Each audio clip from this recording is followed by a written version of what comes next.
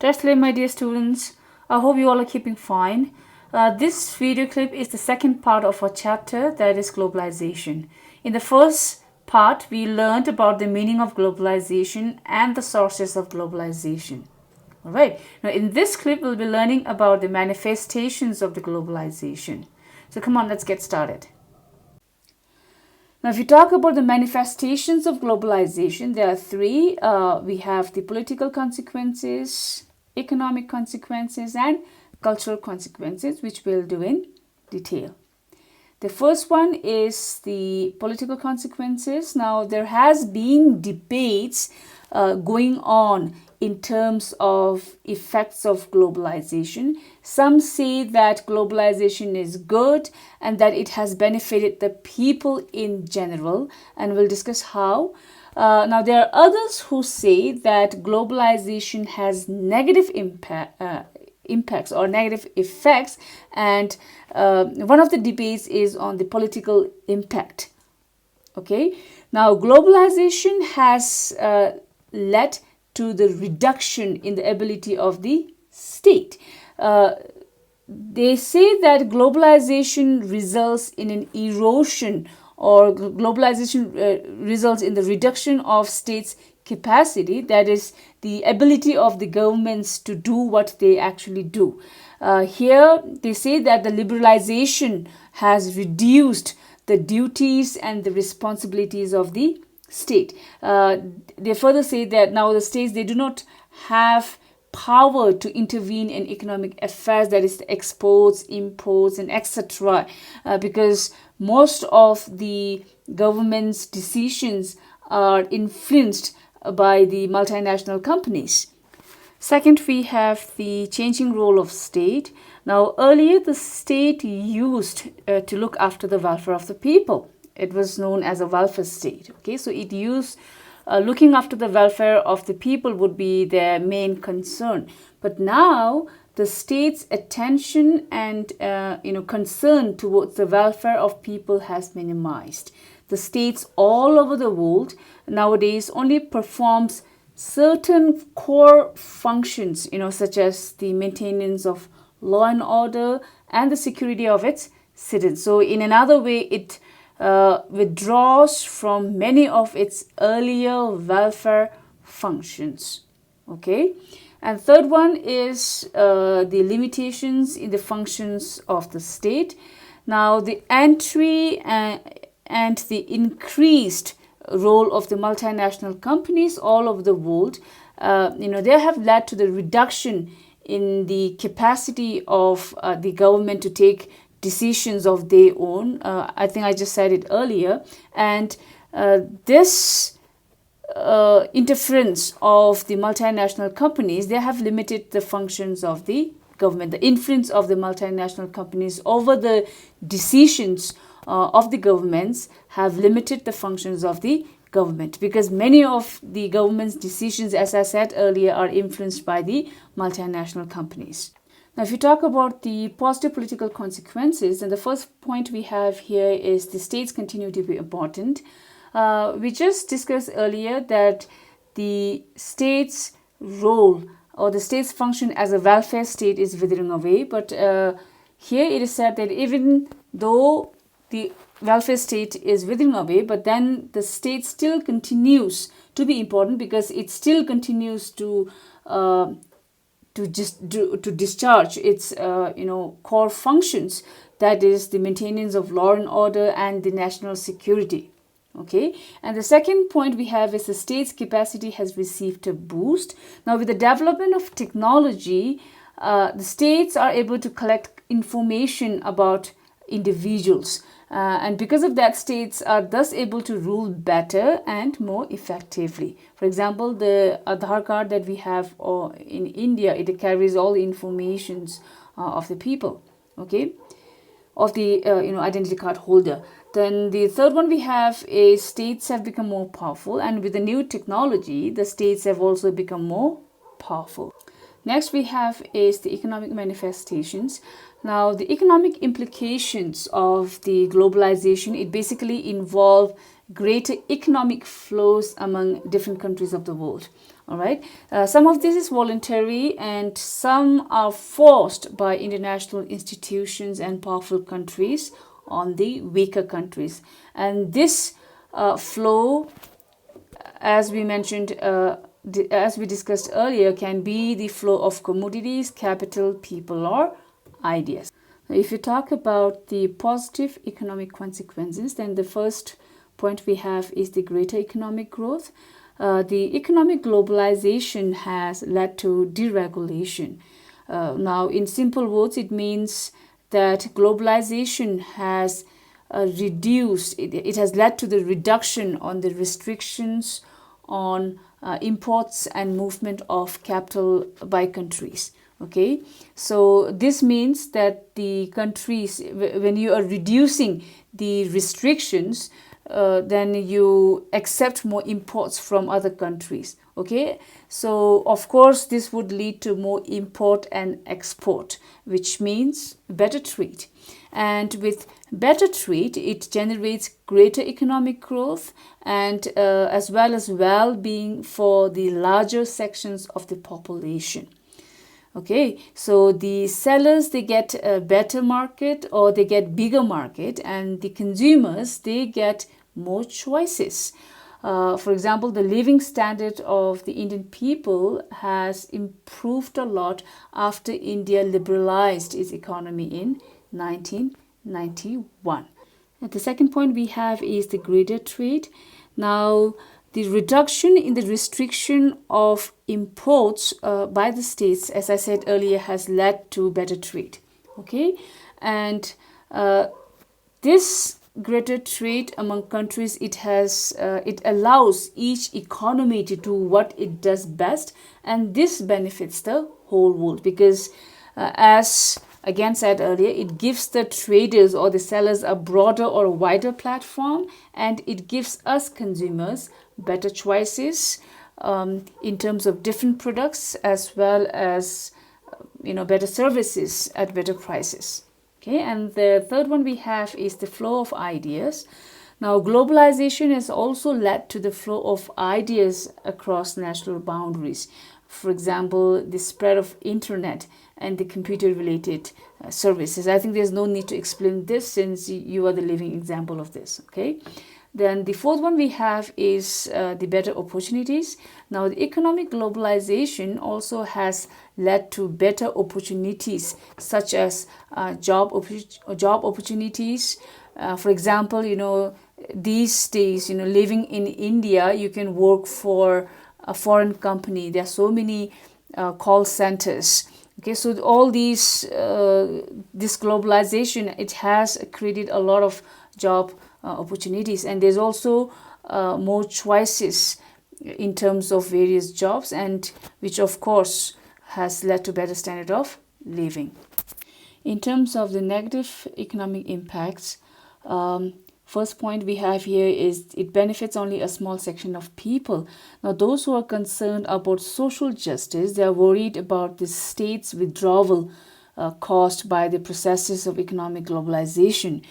They say that it is likely to benefit only a small section of the population, especially the owners of those multinational companies, while hurting those dependent on the government for jobs and welfare. And second one we have is the need for the creation of social safety nets. Now, because of the negative effects of economic globalization, especially on the economically weak people, there has been emphasis on the need for creation of social safety nets. Now, what are social safety nets? Social safety nets are those programs which are aimed to or which protects the families that experience poverty or destination from the impact of economic shocks, or let's say natural disasters or any other crisis, or let's say globalization. Okay, so for example, the government provides free food in government schools, or you can say the farmers who are compensated with certain amount of money for the loss of their crops. So basically, under the social safety nets, the governments help those people who are experiencing poverty due to the globalization. Okay, and next, but then there are many movements all over the world who feel that these social safety nets are also not workable, or they are unworkable and they are insufficient. And then we have the forced economic globalization. Now, most of the developing and the underdeveloped countries, they face the forced economic globalization. They are forced to liberalize the economy under the pressure of the international institutions like the IMF and the WTO, which has, in turn resulted in the economic ruin for the weaker country, because the rich countries, they'll invest their money in countries where they might get better returns or more profit. So the aim of the richer countries to invest in the weaker countries is all just for profit. So therefore, because of this forced economic globalization, it has led to a huge economic ruin of the weaker countries. And this forced economic globalization, is also in a way known as the recolonization, or it has led to recolonization, because through the economic globalization, the developed and the richer countries, without any restrictions, they enter the weaker countries, and then they control and occupy the entire market. The profit is of course enjoyed by the richer countries. So therefore, some economists, they have described this forced economic globalization as the recolonization, or neocolonization, as you may say. Now, the impact of globalization is not only on economy and politics, it is also on culture. Globalization, it affects us from all aspects. It affects us in our home, in what we eat, drink, and even in what we think. Okay, the cultural effect of globalization, now this leads to the fear of affecting one's own culture. And if you look clearly, in a way, it has affected our culture. So if you talk about the negative cultural consequences, then first one we have is the cultural homogenization. Now, cultural homogenization is a rise of a uniform culture caused by globalization. Okay, for example, you can give an example of jeans. But by uniform culture, we do not mean a global culture. Okay, here we mean imposition of Western culture. Now, cultural homogenization, it is caused due to the imposition of Western culture on rest of the world, or in other words, homogenizing with the soft power. Okay, so here the culture of politically dominant society, mostly the Western countries, they leave their imprint on a less powerful society, and the world begins to look more like the dominant power to be. The popularity of the burger, you can say blue jeans, these are all the powerful influence of American way of life. If you look at the picture in the slide over here, you can see these two small Tibetan kids wearing jeans. Just next to it, you can see a Tibetan old monk who is wearing Coca-Cola. So these are all Western cultures, and this Western culture has been imprint on us. And some people also call this as McDonaldization of the world. And we can understand this better with the help of this picture over here. Now, if you look at this cartoon has been taken from your textbook. You can see that an invasion is going on. All right, the war ship over here, it has a logo of McDonald's, and instead of bombs, they're attacking with Coke. And instead of armies, you see famous cartoon characters of Walt Disney, with whom McDonald's has partnership, and people are surrendering. This is exactly what McDonaldization means, where you leave your imprint on the weaker societies and make them look like yourself. Now, globalization also leads to the shrinkage of the rich cultural heritage. the spreading of cultural homogenization is dangerous not only for the poor countries but for the whole of humanity, because it leads to the shrinking of the rich cultural heritage of the entire globe. You can take ourselves as an example. How many of us can comfortably speak our language purely without mixing any foreign language? Do we even know the proper rituals? Even in weddings, you see a blend of Western culture. So many a times we need to refer to books to learn about and to follow our own cultural rituals, whereas we so comfortably observe Western festivals. Okay, so these are the negative impacts, and if you look at the positive cultural consequences, then you can talk about the cultural heterogenization and our choices being enlarged. Now, the culture as such is not a static thing, okay? We must understand that all cultures accept outside influences all the time, and this actually has led to the enlargement of our choices. External influences has enlarged our choices. They not only enlarge our choices, but they also modify our culture without overwhelming the traditional as such. For example, pizza, of course, it's not a substitute for momo or yadu. Pizza is just an addition to our food choices. Likewise, if you look at the picture over here, jeans, it can go well with the Tibetan peso bonjuk. All right, but it doesn't mean that this is a substitute to our Tibetan dress. And not only in dresses, but you also see modification in foods as well. You've heard about the food fusion, and many a times we have also modified our Tibetan food. For example, we take tigmo with dal, and in festivals as such as celebration of Losar, we celebrate Losar with cakes. So these the external influences of cultures, it actually has widened our choices. It actually has enlarged our choices. And then globalization actually also leads to each culture becoming more different and distinctive, because after we came from Tibet into exile in India, we have taken so much of Indian as well as Western culture within ourselves that the Tibetans living in India has developed a new culture, a modified culture, a kind of Tibetan Indo culture, which of course will be different from the Tibetans living back in Tibet, who may have adapted a few Chinese culture in them, or Tibetans living in Western countries who again, may have adapted the culture in which they are living.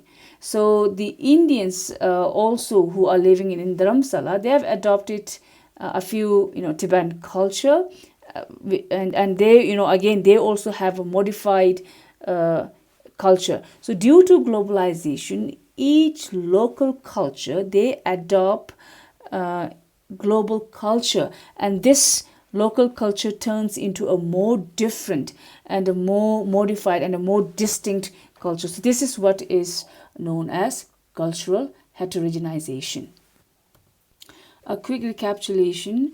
In this clip, we learned about the various manifestations of the globalization under the political consequences. We discussed how the state still plays an important role, especially in terms of fulfilling its core duties, that is, maintaining law and order. With the development of technology, not only the states have received a boost, but also it has made the state more powerful. However, it is also argued that the ability of state has been reduced and the functions of the state has been limited. In terms of economic consequences, globalization has led to greater economic growth, greater trade, and better opportunities to the people, thereby improving the living standard of people. However, again, the critic says that it benefits only a small section of people and that it has led to the need for creation of social safety nets. They also say that it is recolonization or neocolonization, Finally, in terms of cultural consequences, we talked about cultural heterogenization, where we get more and better choices and our cultures becoming more different and distinct due to globalization. But then the critics say that it leads to cultural homogenization, where Western culture is imposed on the weaker countries, which ultimately leads to the loss of one's rich cultural heritage. Okay, so with this, we are left with only two topics, that is resistance to globalization and India and globalization, which I'll cover in the next clip. So until I meet you in my next video, do take care and stay safe. Bye bye.